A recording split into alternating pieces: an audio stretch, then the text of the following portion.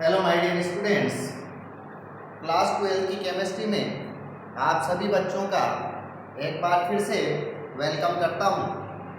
बच्चों, आज हम क्लास 12 का एक बहुत ही important topic first order kinetics के बारे में स्टडी करेंगे कि फर्स्ट ऑर्डर काइनेटिक्स क्या होती है, क्या इसका इंटीग्रेटेड लॉ एक्सप्रेशन होता है और क्या इसका हाफ लाइफ पीरियड होता है। इसके बाद इसमें एक दो न्यूमेरिकल्स करेंगे और फर्दर इसको हम आगे स्टडी करेंगे। तो अब हम बात करते हैं फर्स्ट ऑर्डर काइनेटिक्स। तो फर्स्ट ऑर्डर काइनेटिक्स में हम सबसे पहले बात करते हैं first order reaction. First order reaction, तो जैसा मैंने आपको लास्ट क्लास में बताया था कि फर्स्ट ऑर्डर का रिएक्शन वो रिएक्शन होता है जिसमें कंसंट्रेशन, जिसमें किसी रिएक्शन का जो रेट है वो उस रिएक्शन में पार्टिसिपेट करने वाले रिएक्टेंट की ओनली वन कंसंट्रेशन पर डिपेंड होता है। तो हम कह सकते हैं rate of reaction, rate of reaction is depends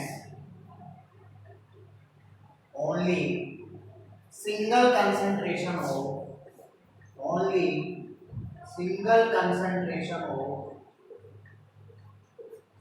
reactant। ऐसी रिएक्शन को हम फर्स्ट ऑर्डर काइनेटिक्स और फर्स्ट ऑर्डर रिएक्शन सजेस्ट करते हैं इन रेट लॉ एक्सप्रेशन।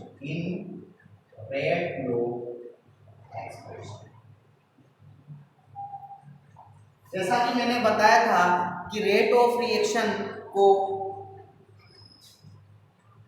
हमेशा रेट लॉ एक्सप्रेशन के द्वारा ही दिखाया जाता है, बताया जाता है। रेट लॉ एक्सप्रेशन के थ्रू ही हम ये पहचान कर सकते हैं कि जो गिवन रिएक्शन है वो जीरो ऑर्डर काइनेटिक्स है, फर्स्ट ऑर्डर काइनेटिक्स है या सेकंड ऑर्डर काइनेटिक्स है। जैसे अगर हम फर्स्ट ऑर्डर की रिएक्शंस का के कुछ एग्जांपल्स की बात करें तो एग्जांपल इसके हम देखते हैं। नंबर 1 एग्जांपल हम कह सकते हैं acidic hydrolysis of ester. Acidic hydrolysis of ester. Ester का जब हम एसिडिक हाइड्रोलाइसिस करते हैं तो जैसे CH3 COO C2H5, ये हमारे पास एस्टर है और इसका हाइड्रोलाइसिस यानी इसकी रिएक्शन हम जब वाटर के साथ कराते हैं in the presence of acidic catalyst जैसे HCl H2SO4 आप यूज ले सकते हो। तो यहाँ पर ये जो है CH3 COOH और C2H5OH यानी एसिडिक एसिड और एल्कोहल का फॉर्मेशन होता है। तो this reaction is a first order kinetics. यहाँ देखने हमें इस रिएक्शन के अंदर अगर हम इस रिएक्शन का रेट लिखते हैं तो rate of reaction is only depend on concentration of ester, it is not depend the concentration of water. So this is only first order kinetics.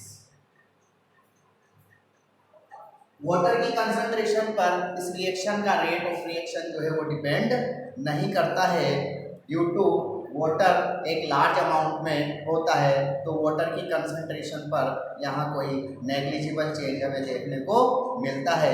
इसलिए हम कह सकते हैं कि rate of reaction is only depend on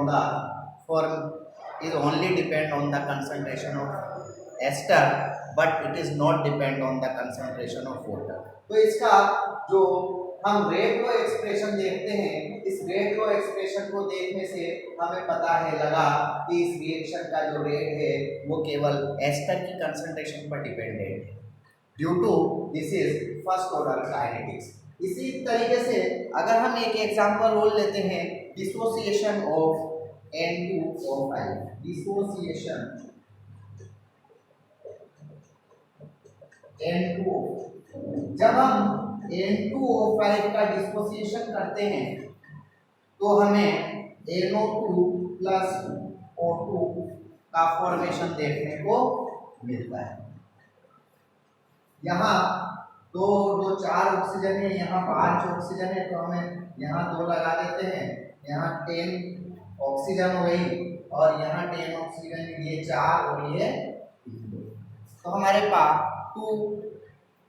2 NO2 4 NO2 बनेगा। Nitrogen 4 हो गया इसलिए 4 NO2, तो यहाँ पर 4 NO2 और plus O2।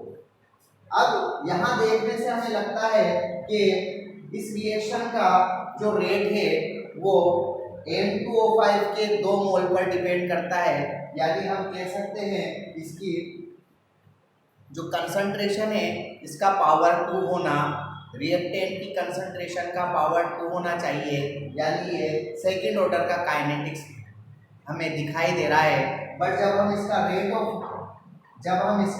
Rate of expression लिखते हैं तो हम इसके रेट ऑफ एक्सप्रेशन इसका इस तरीके से लिखा जाता है। इसका मतलब है कि ये जो रिएक्शन है इसका rate of reaction only N2O5 के सिंगल मोल पर डिपेंड होता है। अब ऐसा क्यों होता है? क्योंकि ये जो है एक कॉम्प्लेक्स रिएक्शन होती है और कॉम्प्लेक्स रिएक्शन में ये 2 स्टेप में होती है। तो जो स्लो स्टेप होती है that is rate determining step होती है। Due to this reason this is first order kinetics. इसके बाद एक एग्जांपल हम इसका और ले लेते हैं। तीसरा एग्जांपल हम लेते हैं inversion of cane sugar in acidic medium. Inversion of cane sugar, inversion of cane sugar in acidic medium। तो इन्वर्जन ऑफ केन शुगर की अगर हम बात करते हैं, जैसे C12H22O11 ये हमारा केन शुगर होती है जिसको हम सुक्रोज नाम देते हैं। सुक्रोज का जब हम हाइड्रोलाइसिस कराते हैं तो हमें 1 मोल ग्लूकोज और 1 मोल फ्रक्टोज मिलता है। यहाँ ग्लूकोज और फ्रक्टोज जो मिलता है, तो ये जो आपको रिएक्शन मिली है, यहाँ पर अगर इस रिएक्शन देखने को लगता है कि this is second order kinetics, इसका मतलब रेट ऑफ रिएक्शन सुक्रोज और वाटर की कंसंट्रेशन पर डिपेंड होना चाहिए, but rate of reaction only depends on the concentration of sucrose. So this is first order kinetics. तो फर्स्ट ऑर्डर काइनेटिक्स वो reactions होती हैं जिनका रेट ऑफ रिएक्शन जो है, जिनका रेट लो एक्सप्रेशन लिखने पर जिनका रेट लो एक्सप्रेशन देखने से हमें पता चलता है कि रिएक्शन का रेट जो है depend only single concentration of reactant.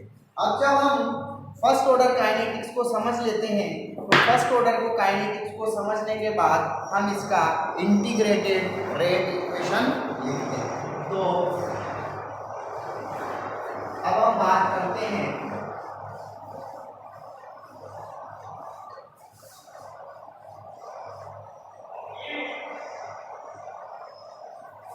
Integrated rate law, integrated rate law for first order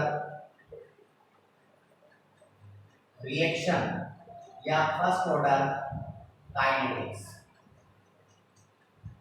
first order chemical kinetics. तो integrated rate law for first order kinetics की बात जब हम करते हैं तो हम यहाँ देखते हैं ए जो है ये प्रोडक्ट में कन्वर्ट हो रहा है। इसका मतलब यहाँ जैसे जैसे कन्वर्ट में जैसे जैसे रिएक्टेंट प्रोडक्ट के अंदर कन्वर्ट होता है तो रिएक्टेंट का कंसंट्रेशन जो है वो डिक्रीज होता चला जाता है।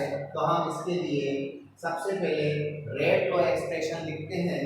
This is rate law expression for first order kinetics, यानी यहाँ रिएक्शन का रेट जो है रिएक्टेंट ए की कंसंट्रेशन पर डिपेंडेंट है।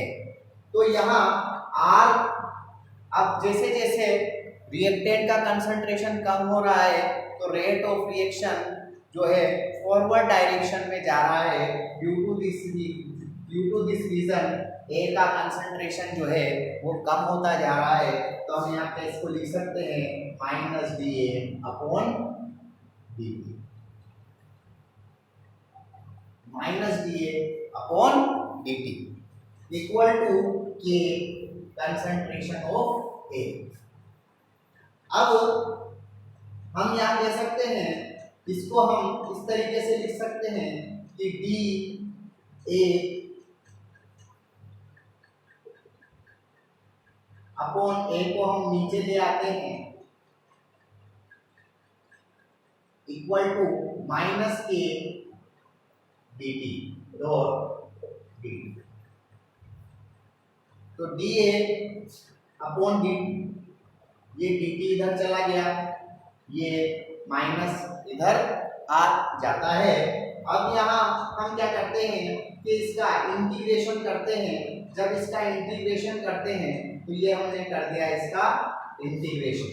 जब हमने डी ए अपॉन ए का इंटीग्रेशन किया तो डी ए अपॉन ए का इंटीग्रेशन जो है हमने किया initial concentration to final concentration, और टाइम का इंटीग्रेशन हमने किया 0 टू टी टाइम, यानी इनिशियल टाइम से किसी टाइम पर जब हम टाइम का इंटीग्रेशन करते हैं तो यहाँ हम साइन कन्वर्जन 0 टू टी लगा देते हैं। इसके बाद जब हम इसको,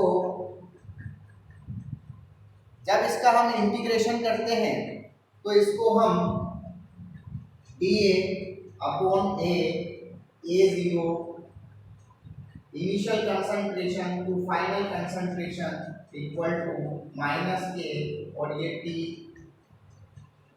इसका इंटीग्रेशन टी हो जाता है और इसका इंटीग्रेशन जो है हमारे पास डी ए हो जाता है।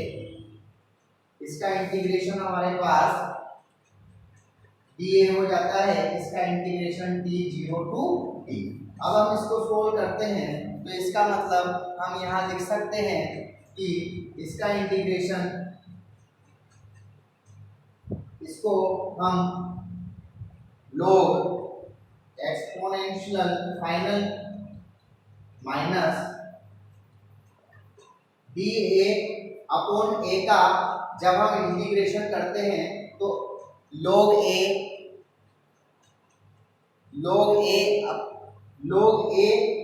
Upon B is equal to log a minus log b। तो यहाँ log a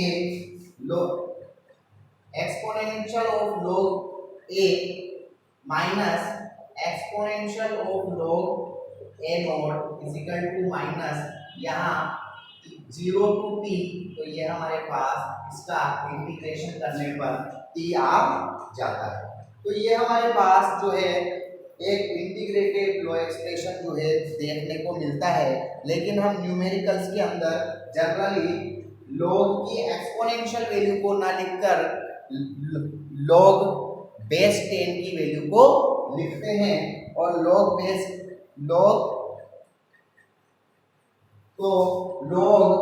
एक्सपोनेंशियल की वैल्यू जो है वो 2.303 log बेस 10 होती है।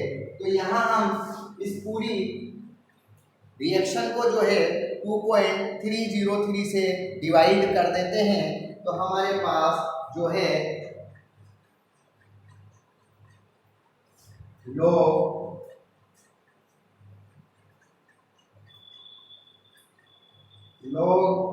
e exponential is equal to log e A node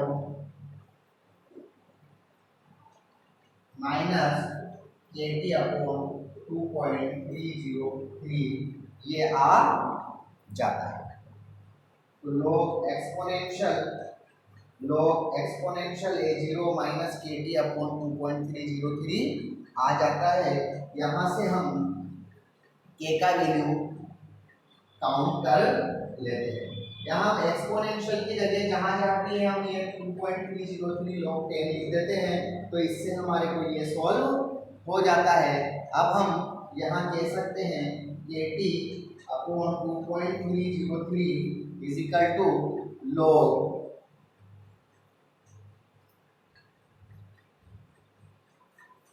log A zero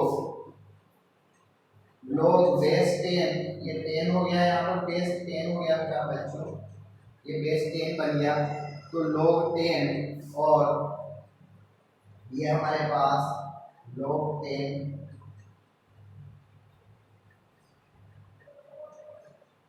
E minus log 10 ए।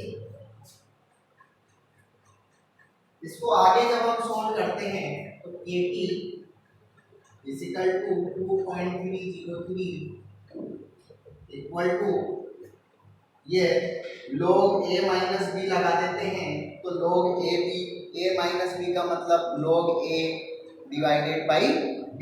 तो इसको जब हम सोल्व करते हैं तो this is log initial concentration, this is a0 upon a log base 10, this is log base. तो ये हमारे पास यहाँ से हम k निकाल लेते हैं, ये आता है हमारे पास 2.303 divided by T log base 10 और initial concentration of reactant and this is final concentration of, this is initial concentration of reactant and this is final concentration of reactant. तो इस तरीके से ये जो हमारे पास आया, this is rate integrated rate law for first order kinetics. इस फॉर्मूले को यूज करते हुए हम जो है इसके ऊपर काफी सारे जो है वो न्यूमेरिकल्स सॉल्व कर सकते हैं। अब हम थोड़ा सा यहाँ एक बात करते हैं, हमसे कहा जाता है एक क्वेश्चन इसके ऊपर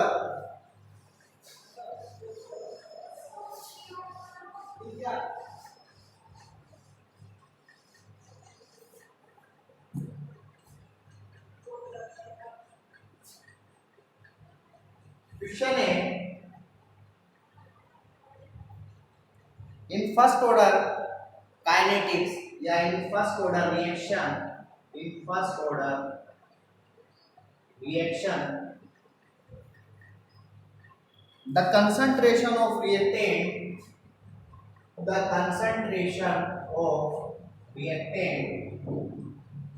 decreases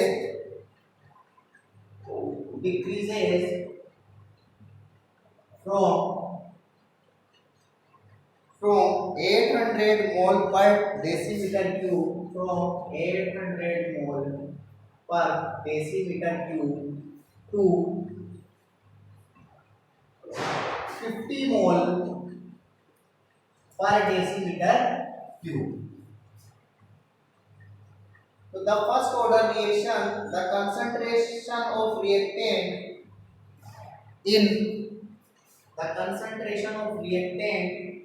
in 2 into 10 to the power 4 second, 2 into 10 to the power 4 second decreases 800 mol per decimeter cube to 50 mol per decimeter cube. Find out the rate constant. Find the rate constant.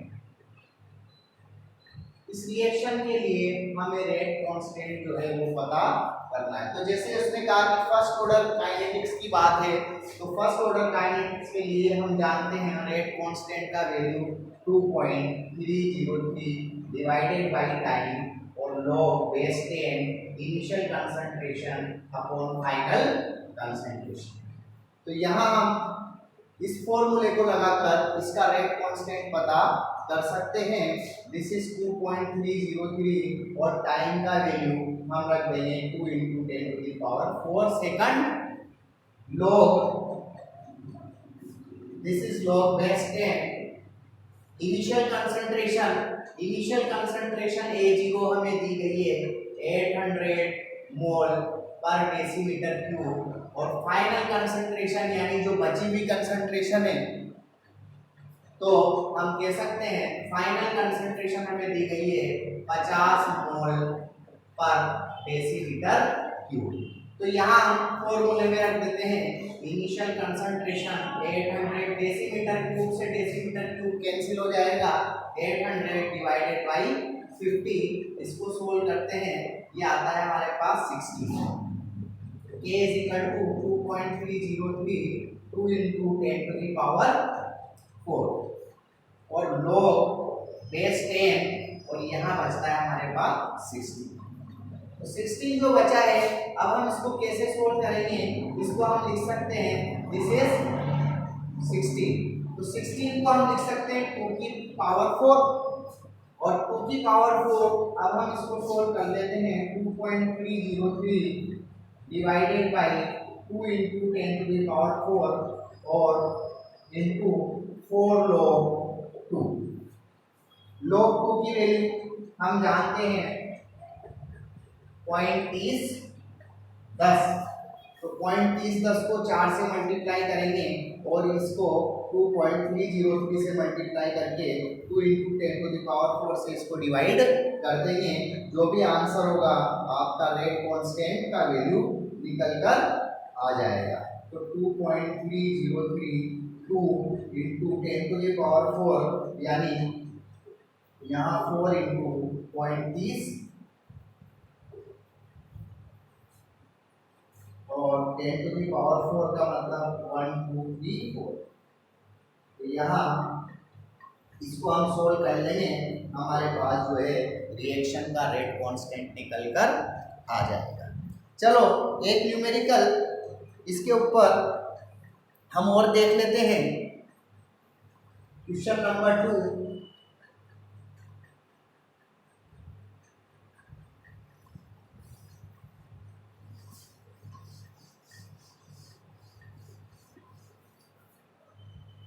a first order reaction is 20% complete in 5 seconds. Find the time in which it is 60% complete. क्या कहता है आपसे, a first order reaction is 20% complete, is 20% complete in 5 minutes। 20% complete हो जाती है 5 minute में। Find the time in which it is 60% complete. तो find the time in which reaction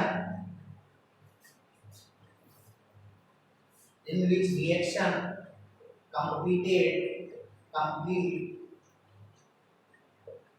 60%। Find the time in which reaction complete 60%। वो time बताओ जहां reaction 60% complete हो जाती है। This is very very very important numericals. Board exam में और competitive exam में इस तरीके से के आपको क्वेश्चन पूछे जाते हैं और विद इन सेकंड में आप इस तरीके के क्वेश्चंस को सॉल्व कर सकते हैं। आइए इस तरीके के क्वेश्चन को सॉल्व करने के लिए हमें पता है कि K = 2.303 divided by 2 log base 10 initial concentration upon final concentration of reactant.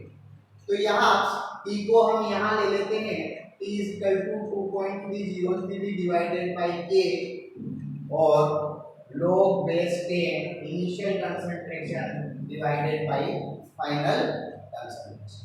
अब आपसे कहा जा रहा है फर्स्ट ऑर्डर रिएक्शन है 20% कंप्लीट हो चुकी है 5 सेकंड में, तो यहाँ 5 मिनट ले लेते हैं T is equal to 5 minute और 2.303 divided by K log base 10। यहाँ अगर हम इस रिएक्शन की बात करें तो ये इनिशियल कंसंट्रेशन हम यहाँ पर 100 मान सकते हैं।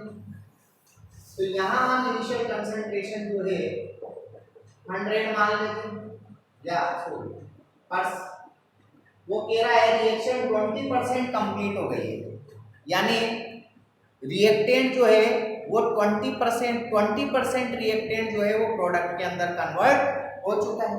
तो स्टार्टिंग में रिएक्टेंट कितना था, तो उसकी इनिशियल कंसंट्रेशन हम रिएक्टेंट की इनिशियल कंसंट्रेशन क्या मान लें हम 100%, 100 और फाइनल जो रिमेनिंग कंसंट्रेशन बची है वो कितनी होगी 100 माइनस 20, तो कितना बचेगा आपके पास 80।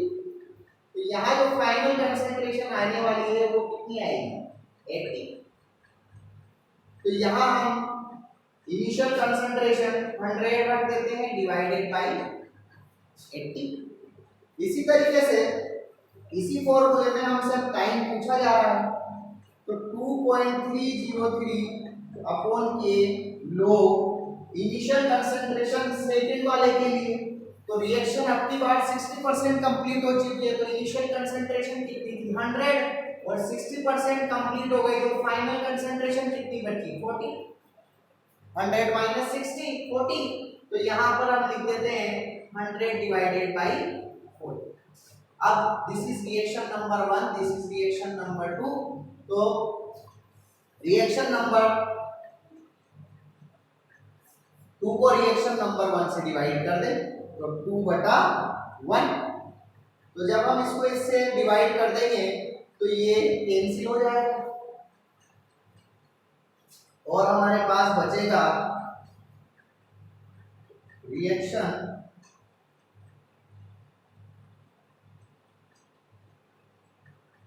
Two is divided by 1। तो जब हम 2 को 1 से डिवाइड करते हैं तो हमारे पास बचता है 5 मिनट, सॉरी पहले ये ऊपर आ जाएगा t 5 minute is equal to log 100/40 into log, या इसको हम यहाँ सोल्व कर लेते हैं, ये बचता है और ये बचता है हमारे पास, तो यहाँ हम लिख देते हैं कि log 10 डिवाइडेड बाई 8 और log 10 डिवाइडेड बाई 8 को हम सोल्व करते हैं तो a डिवाइडेड बाई b है, इसको हम यहाँ सोल्व कर लेते हैं log, इसको हम a डिवाइडेड बाई b है तो इसको log a minus log b लिख देते हैं। इसी तरीके से यहाँ भी हम इसको लिखते हैं log a minus log b, यानी log 10 माइनस log 4। तो यहाँ हम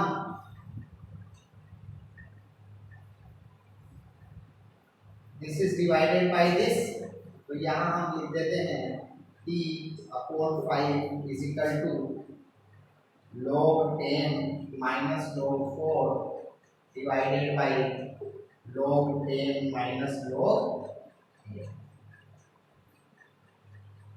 जब इसको आप सोल्व करते हो तो t/5 is equal to log 10 की वैल्यू 1 और log 4 की वैल्यू आपको आप इस तरीके से 2 इंटू 0.30 इस तरीके से रख सकते हो।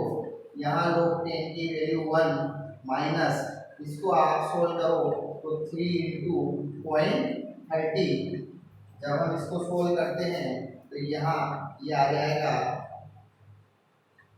1 माइनस 0.60 यानी 1 में से 0.60 गया तो 0.40 और यहाँ 0.90 1 में से 0.10 बचेगा तो दिस इज 0.1 और 0.4 बचेगा तो यहाँ इसका मतलब हम कह सकते हैं d/5 is equal to 4 divided by 1 और t is equal to 5 into 4 यानी t इज इक्वल टू 20। तो हम कह सकते हैं कि 20 सेकंड के बाद जो है रिएक्शन जो है वो 60% कंप्लीट हो जाती है।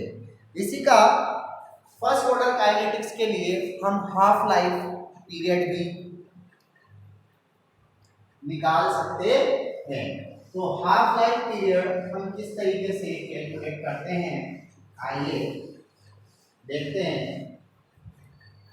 Half life period for first order kinetics.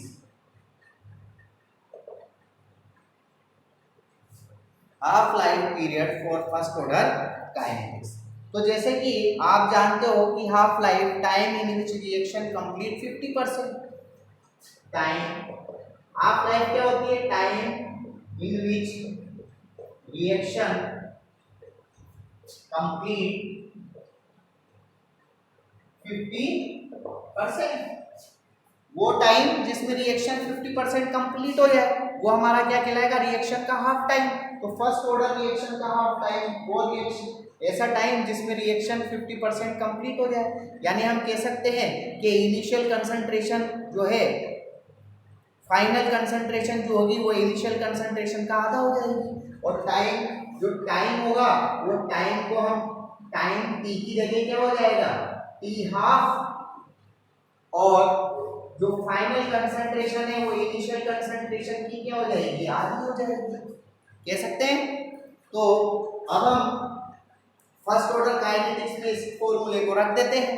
तो हमारे पास जो हम लिखते हैं T is equal to 2.303 divided by k log base 10 initial concentration upon final concentration.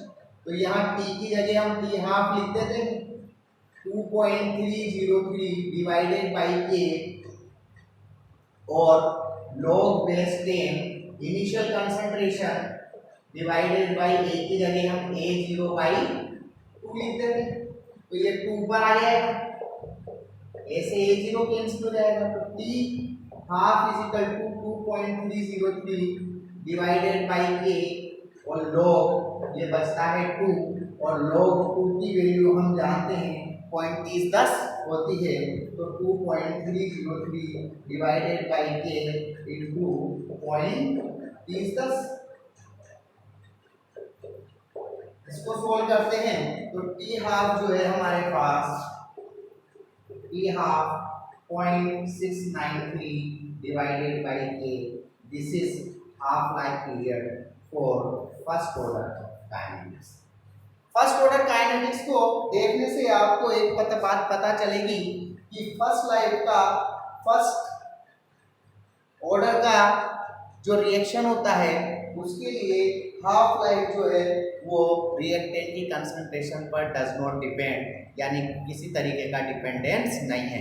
जबकि हमने देखा था कि जीरो ऑर्डर रिएक्शन का जब हम हाफ लाइफ कंसीडर करते थे तो वहाँ जीरो ऑर्डर रिएक्शन का जो हाफ लाइफ होता था वो कंसंट्रेशन पर डिपेंड करता था।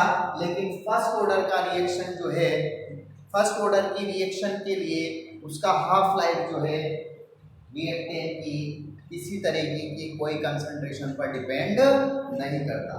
तो इस तरीके से हम फर्स्ट ऑर्डर काइनेटिक्स का भी हाफ लाइफ जो है वो कैलकुलेट कर सकते हैं और इस पे कुछ न्यूमेरिकल्स बेस्ड होते हैं। तो हाफ लाइफ पर भी काफ़ी सारे न्यूमेरिकल्स आपको जो है वैरायटी ऑफ क्वेश्चन जो है आपको अपनी बुक्स के अंदर देखने को मिलेंगे जिन्हें आप आसानी से इस फॉर्मूले को लगाकर सॉल्व कर सकते हो। आई थिंक आपको आज का ये वीडियो अच्छा लगा होगा। इसी के साथ मैं शाकिर सर आपसे अलविदा लेता हूँ। मिलते हैं हम नेक्स्ट क्लास में किसी नेक्स्ट इंटरेस्टिंग वीडियो के साथ। Good day.